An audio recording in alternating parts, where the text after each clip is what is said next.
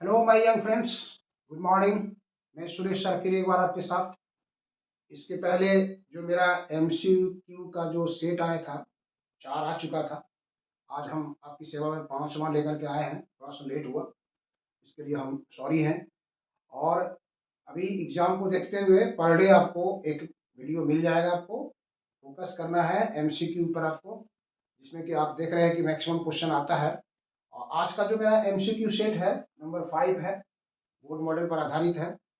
उसमें अगर आप पहले जो चार्ट से डाला गया है उसको अगर आप नहीं देख पाए होंगे, अगर आपको समय नहीं मिला होगा तो एक बार उसको देख लेंगे। आज का इस सभी एमसीक्यू में हमने कोशिश किया है जितना इम्पोर्टेंट क्वेश्चंस है बोर्ड मॉडल या बोर्ड एग्जाम से रिलेटेड, उसको हमने आपकी सेवा में रखा है। आज का जो सेट है नंबर 5, और उसका जो पहला क्वेश्चन है वो इलेक्ट्रोमैग्नेटिक वेव्स से है। इलेक्ट्रोमैग्नेटिक वेव्स से है। क्या कहता है क्वेश्चन, देखिए। निर्वात में विद्युत चुंबकीय तरंगों की चाल के लिए सूत्र है, मतलब formula for speed of electromagnetic waves in vacuum is. 4 option है। C equal to under root mu naught by epsilon naught, C equal to under root epsilon naught by mu naught. तीसरा में है C equal to 1 by under root mu naught into epsilon naught, और D में है C equal to under root mu naught into epsilon naught. तो आप पढ़े होंगे basic properties of electromagnetic waves, जो वहाँ प्रॉपर्टी का जो कैरेक्टरिस्टिक्स बताया गया है उसमें सी नंबर है ये। यहाँ पे म्यू नॉट और एप्सिलॉन नॉट का वैल्यू पुट कर देंगे। म्यू नॉट क्या है इसका वैल्यू आपको मालूम होना चाहिए, एप्सिलॉन नॉट का कितना वैल्यू है ये मालूम होना चाहिए। प्रोडक्ट करके स्क्वायर रूट करके रेसिप्रोकल निकाल लेंगे। ये लाइट का स्पीड 3 इंटू 10⁻8 मीटर पर सेकंड के आसपास आता है, इसलिए इसका आंसर सी होगा। नंबर 2 है, विद्युत चुंबकीय तरंगों के लिए निम्नलिखित में कौन सत्य है? Which one of the following is correct for electromagnetic waves? तो ये जो क्वेश्चन है वो C equal to E naught by B naught. E naught है इलेक्ट्रिक फील्ड इंटेंसिटी का एम्पलीट्यूड, बी नॉट है इलेक्ट्रिक मैग्नेटिक फील्ड इंटेंसिटी का amplitude. मतलब विद्युत क्षेत्र की तीव्रता का ये अधिकतम मान है और ये चुंबकीय क्षेत्र की तीव्रता का अधिकतम मान है। दोनों का रेशियो यहाँ पर दिया, C equal to E naught by B naught. यहाँ C equal to B naught by E naught दे दिया है। यहाँ C equal to under root E naught by B naught, और डी इक्वल टू डी में दिया है C equal to under root B naught by E naught. तो आप पढ़े हैं इसको कि ये this one is correct, C equal to E naught by B not. Number 3 question है, नैंड गेट मतलब इलेक्ट्रॉनिक डिवाइसेस से लिया गया है। नैंड गेट के लिए बूलियन व्यंजक है, Boolean expression for NAND gate. NAND gate के लिए बूलियन व्यंजक है, Boolean expression for NAND gate is. इस बार जो इसके पहले भी जो क्वेश्चन आया था, बायलिंगुअल लेके हम चल रहे हैं आपकी सेवा के लिए, ताकि आपको किसी प्रकार कंफ्यूजन नहीं हो। इंग्लिश और हिंदी दोनों मीडियम एक साथ लेके चल रहे हैं, इसलिए हिंदी में लिखा है नैंड गेट के लिए बूलियन व्यंजक है, इंग्लिश में लिखा है Boolean expression for NAND gate is. 4 option यहाँ दिया हुआ है। C equal to A into B, C equal to A plus B, C equal to A into B का इनवर्स, और C equal to A plus B का inverse. तो NAND gate कैसे बनता है? NOT gate plus AND gate. तो AND का मतलब आपको जानते हैं मल्टीप्लीकेशन और नॉट, इसलिए C इसका आंसर हो जाएगा। C equal to A dot B का कंप्लीमेंट, ए इंटू बी का कंप्लीमेंट। क्वेश्चन नंबर 4 में आइए, विद्युत चुंबकीय तरंग के गमन की दिशा होती है। This is also related with electromagnetic waves. विद्युत चुंबकीय तरंग के गमन की दिशा होती है, the direction of propagation of electromagnetic wave is. Electromagnetic wave में का डायरेक्शन किस तरफ किधर होगा? तो आप जानते हैं इलेक्ट्रोमैग्नेटिक वेव में क्या होता है, इलेक्ट्रिक फील्ड वेक्टर का वाइब्रेशन रहता है और मैग्नेटिक फील्ड वेक्टर का वाइब्रेशन होता है। दोनों both are perpendicular to each other, और इलेक्ट्रोमैग्नेटिक वेव का जो डायरेक्शन होगा इस दोनों के परपेंडिकुलर, इलेक्ट्रिक फील्ड और मैग्नेटिक फील्ड के वाइब्रेशंस के परपेंडिकुलर, इसलिए उसको आप कह सकते हैं cross product, cross product of E cross B. E cross B मतलब ये डी नंबर जो है वो इसका आंसर होगा। यहाँ लिखा है पैरेलल टू ई, ई के समानांतर, पैरेलल टू बी, बी के समानांतर, parallel to B cross C, और यहाँ है parallel to E cross B, इसलिए ई क्रॉस बी के पैरेलल होगा ये। क्वेश्चन नंबर 5 है, इलेक्ट्रॉन वोल्ट मात्रक होता है। Electron volt is unit of, electron volt किस चीज को मेजर करता है, इसका वो यूनिट है। चार्ज, आवेश, पोटेंशियल डिफरेंस, विभवांतर, करंट, धारा और एनर्जी, ऊर्जा। तो इलेक्ट्रॉन वोल्ट क्या मेजर करता है, एनर्जी को मेजर करता है। दिस इज एनर्जी, ऊर्जा को मेजर करता है। क्वेश्चन नंबर 6 है, फोटोन का संवेग, मोमेंटम ऑफ फोटोन। फोटोन का संवेग जो है, मोमेंटम ऑफ फोटोन, इसमें कौन सा फॉर्मूला लगेगा, यहां से H nu, H nu by C square, H by lambda और एच सी बाय लैम्डा। तो मोमेंटम ऑफ फोटोन हम लोग जानते हैं, that is H by lambda, H by lambda. आगे बढ़ते हैं, क्वेश्चन नंबर 7। 7 है, 1 AMU कितने किलोग्राम के बराबर होता है। 1 AMU कितने किलोग्राम के बराबर होता है। 1 AMU is equal to how many kgs, kilogram. AMU आप जान रहे हैं, एटॉमिक मास यूनिट। आप इसका डिफिनेशन याद कर लेंगे। एटॉमिक मास यूनिट का डिफिनेशन क्या है वो आप याद कर लेंगे, ये भी कभी कभी पूछता है शॉर्ट आंसर क्वेश्चंस में। तो AMU, 1 AMU atomic mass unit is equal to 1.66 into 10⁻⁻27 kg। ये आप वहां निकाल करके देखे होंगे, ये आपको वहां से रिजल्ट आएगा। क्वेश्चन नंबर 8 है, फोटोन की ऊर्जा, energy of photon, energy of photon, photon का एनर्जी क्या होता है। अब फोटोन का जो प्रॉपर्टी है 7, 8, 9, 10 ठो, आप उसको याद कर लेंगे। प्रॉपर्टी या कैरेक्टरिस्टिक्स ऑफ फोटोन, फोटॉन्स का रेस्ट मास कितना होता है, फोटोन का एनर्जी कितना होता है, फोटोन का मोमेंटम कितना होता है, फोटोन का स्पीड कितना होता है, फोटॉन्स पर इलेक्ट्रिक और मैग्नेटिक फील्ड का एक्सटर्नल इफेक्ट पड़ता है कि नहीं पड़ता है। These all are main properties, और यही मेन प्रॉपर्टीज को एमसीक्यू में पूछा जाता है। ये तो फोटोन क्या होता है उसका प्रॉपर्टी आप देख लेंगे। तो फोटोन की एनर्जी का फॉर्मूला होता है, फोटोन का एनर्जी का फॉर्मूला है E equal to h nu. इसलिए ये होगा क्वेश्चन नंबर 8 का ए नंबर आंसर होगा। फोटोन का energy of photon is h nu, H nu. 1 AMU के समतुल्य ऊर्जा, energy equivalent to 1 AMU, energy equivalent to 1 AMU कैसे निकालेंगे आप वहां से देखिए, E इक्वल टू MC स्क्वायर, ये फॉर्मूला आप याद रखेंगे, E इक्वल टू MC स्क्वायर।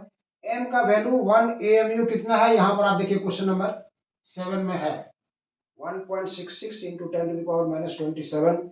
यहाँ m का वैल्यू उठा देंगे 1.66 इंटू 10⁻⁻27, ये हो गया। और ये लाइट का स्पीड हो गया 3 इंटू 10⁸ का स्क्वायर। इसको आप सोल्व करेंगे, सोल्व करेंगे तो पहले इसका आंसर आएगा किसमें, जूल में। फिर जूल को आप कन्वर्ट करेंगे इलेक्ट्रॉन वोल्ट में, 1.6 इंटू 10⁻⁻19 कूलम से डिवाइड करेंगे तो वो हो जाएगा आपको इलेक्ट्रॉन वोल्ट।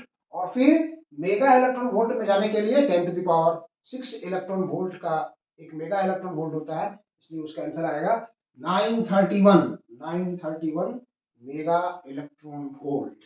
ये कुछ है जो बर्निंग टॉपिक्स है।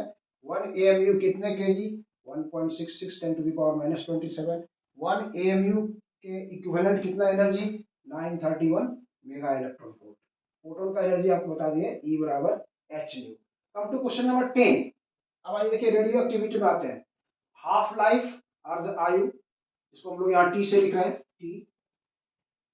क्षय नियतांक डीके कांस्टेंट, जिसको हम लैम्डा से लिख रहे हैं, में क्या रिलेशन है, what is relation between, what is relation between half life and decay constant. अर्ध आयु और क्षय नियतांक में क्या संबंध होता है, व्हाट इज रिलेशन। चार ऑप्शन है यहाँ पर देखिए, t equal to lambda by 0.6931, t equal to 0.6931 by lambda, t equal to 0.6931 into lambda, और इसमें से कोई नहीं, नन ऑफ दिस। तो आंसर आप जानते हैं, that is B, t equal to 0.6931 by lambda. Question number 11 देखिए, रेडियो पदार्थ की सक्रियता का मात्रक, रेडियो पदार्थ की सक्रियता का मात्रक, unit of activity of radio element, unit of activity of radio element. तीन साइंटिस्ट थे उसमें, तीनों इस पर वर्क कर रहे थे, Becquerel, Curie, Rutherford. Becquerel, Curie और रदरफोर्ड, तो तीनों के नाम पर इसका यूनिट रखा गया है। इसलिए हमने यहाँ दिया है, देखिए ऑप्शन में क्या है आपका। ऑप्शन में देखिए यहाँ से unit of activity of radio element is, radio पदार्थ की सक्रियता का मात्रक है बैकुरल, ये है होगा। Rutherford, this is also. Curie, this is also. D में सभी है, ऑल आर, इसलिए आपका ऑप्शन क्या होना चाहिए, डी। मतलब unit of activity of radio element is becquerel, rutherford, curie. अब ये भी क्वेश्चन पूछा जाता है, वन बैकुरल किसको कहते हैं, कितना के बराबर होता है, वन रदरफोर्ड कितना के बराबर होता है, वन क्यूरी कितना के बराबर होता है। ये भी हम अगला एमसीक्यू आपको डालेंगे, लेकिन ये सब आप थोड़ा सा बुक से भी कंसल्ट कर सकते हैं। क्वेश्चन नंबर 9, नॉर गेट का बुलियन व्यंजक, Boolean expression for NOR gate.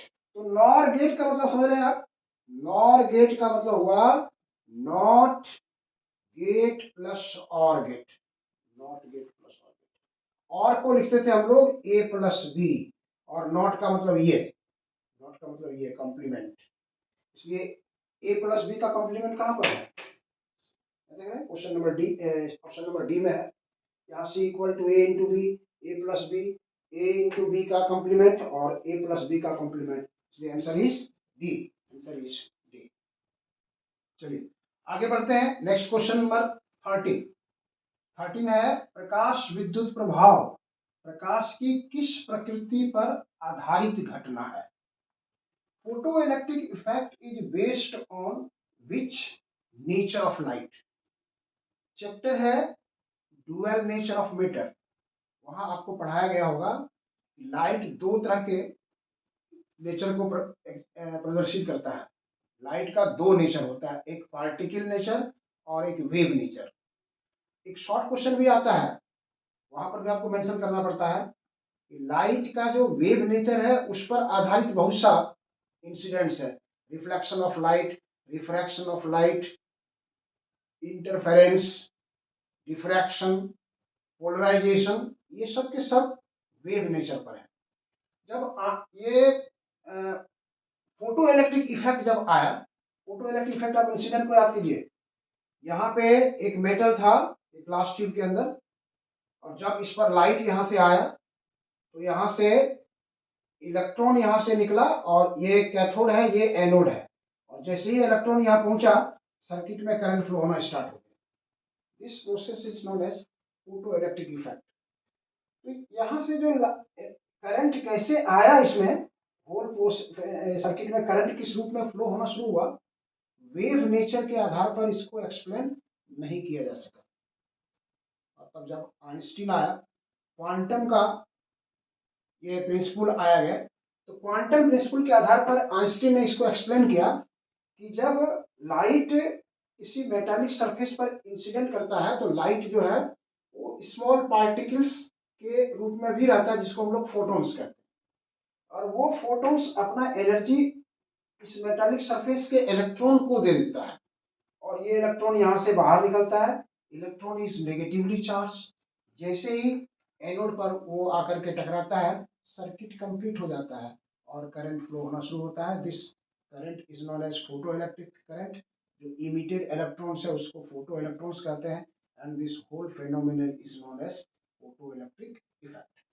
इसका मतलब क्या हुआ कि the photoelectric effect incident is based on which nature of light. Wave तो नेचर है नहीं, वेव पर इसको एक्सप्लेन किया नहीं जा सकता, इसलिए दैट इज पार्टिकल नेचर, कण प्रकृति पर आधारित है। ये बहुत ही इंपॉर्टेंट क्वेश्चन है, आपको दूसरे ढंग से भी पूछता है, प्रकाश के कण प्रकृति पर आधारित एक निम्नलिखित में से कौन सी घटना है। वहां दिया रहेगा आपको परावर्तन, अपवर्तन, व्यतिकरण, और एक तो दिया रहेगा प्रकाश विद्युत प्रभाव। जस्ट क्वेश्चन को रिवर्स कर दिया गया कि पार्टिकल नेचर ऑफ लाइट पर कौन सा इंसिडेंट है, reflection, diffraction, interference, photoelectric effect.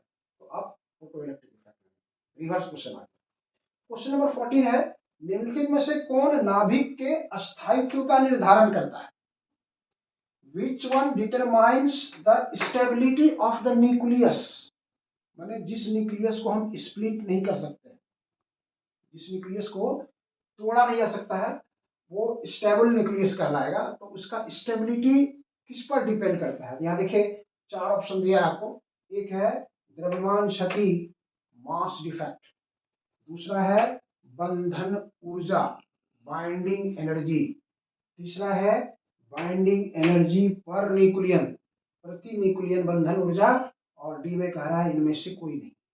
तो आप एक चीज और आपको बता देना, देखिए ये क्वेश्चन शॉर्ट में भी आता है और 4 टर्म्स है जो शॉर्ट में क्वेश्चन में पूछता है। Define the following mass defect, binding energy per nucleon, और एक और आता है पैकिंग फ्रैक्शन, संकुलन अंक। तो पैकिंग फ्रैक्शन और ये बाइंडिंग एनर्जी पर न्यूक्लियन, ये न्यूक्लियस के स्टेबिलिटी को डिटरमाइन करता है। इसलिए यहाँ पे आंसर हो जाएगा आपको प्रति न्यूक्लियन बंधन ऊर्जा। प्रति न्यूक्लियन बंधन ऊर्जा नाभिक के स्थायित्व का निर्धारण करता है। Now come to question number 15। शुद्ध अर्धचालक में किस अशुद्धि को मिलाने से एन टाइप बनता है? तो इलेक्ट्रॉनिक डिवाइसेस में है सेमीकंडक्टर, एक्सट्रिंसिक, इंट्रिंसिक, शुद्ध, अशुद्ध। अशुद्ध जो एक्सट्रिंसिक है वो भी 2 प्रकार का होता था, एन टाइप और पी टाइप। शुद्ध अर्धचालक में अशुद्धि को मिलाने का जो प्रोसेस है दैट इज कॉल्ड डोपिंग, उसको हम लोग डोपिंग कहते हैं। तो यहाँ कह रहा है कि after doping which one impurity, कौन सा इम्प्यूरिटी को उसमें हम डोप करेंगे in pure semiconductor, that is an type is formed. आप जानते होंगे प्योर सेमीकंडक्टर इज वो, उसका वैलेंसी कितना होता है 4, 4th। और जो ऐड कर रहे हैं हम लोग क्या है, वो है मतलब एन टाइप मिलना चाहिए आपको। तो एन टाइप में करंट फ्लो करेगा due to negatively charge particle, इसलिए मोर देन इलेक्ट्रॉन उससे होना चाहिए। तो यहाँ एल्युमिनियम है, बोरॉन है, इंडियम है, एंटीमनी है। एल्युमिनियम, बोरॉन, इंडियम ये ट्राइवेलेंट है, इसको हिंदी में कहते हैं त्रिसंयोजी तत्व, त्रिसंयोजी तत्व। एंटीमनी है Sb पेंटावेलेंट, इसकी वैलेंसी 5 होती है। सेमीकंडक्टर का 4 है, इसमें जब इसको मिला देंगे तो 4 और 4 कोवैलेंट बॉन्ड फॉर्म करेगा, इसके पास एक इलेक्ट्रॉन एक्स्ट्रा रह जाएगा, इसलिए एंटीमनी हमको मिलाना पड़ेगा।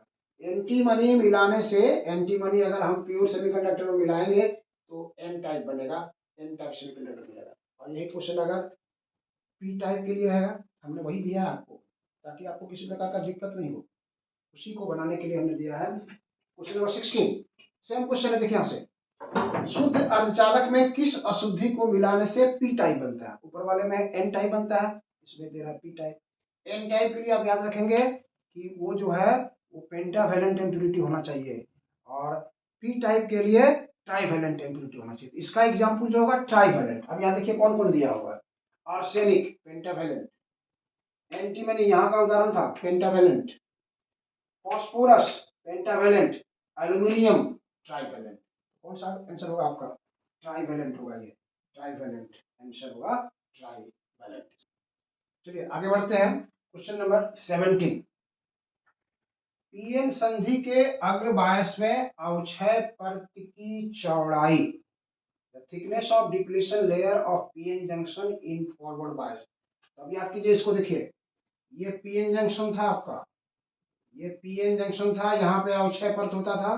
फॉरवर्ड बायस मतलब है पी टाइप को पॉजिटिव से और एन टाइप को बैटरी के नेगेटिव से आप जोड़ते थे। तो फॉरवर्ड बायस में ये बैटरी का पॉजिटिव टर्मिनल इस पी टाइप के होल्स को पुश करेगा इधर, बैटरी का नेगेटिव टर्मिनल एन टाइप के इलेक्ट्रॉन को पुश करेगा इधर, तो दोनों एक दूसरे से क्रॉस करेगा, मतलब ये जो थिकनेस है वो डिक्रीज करेगा, घटेगा। इसलिए कह रहा है बढ़ती है इंक्रीजेस, घटती है डिक्रीजेस, अपरिवर्तित no change, none of these, इसमें से कोई नहीं। तो क्या हो जाएगा?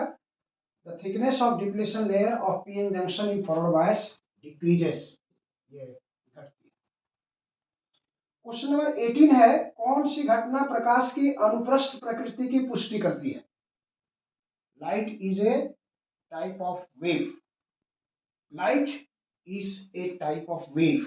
और आप जानते हैं वेव जो है 2 तरह का होता है, एक ट्रांसवर्स और एक लॉन्गिट्यूडिनल। तो light is transverse wave, transverse wave है। तो ट्रांसवर्स वेव का वेरिफिकेशन करना है, which one process proves the transverse nature of light. यहाँ है रिफ्लेक्शन परावर्तन, रिफ्रैक्शन अपवर्तन, पोलराइजेशन ध्रुवन और इंटरफेरेंस व्यतिकरण।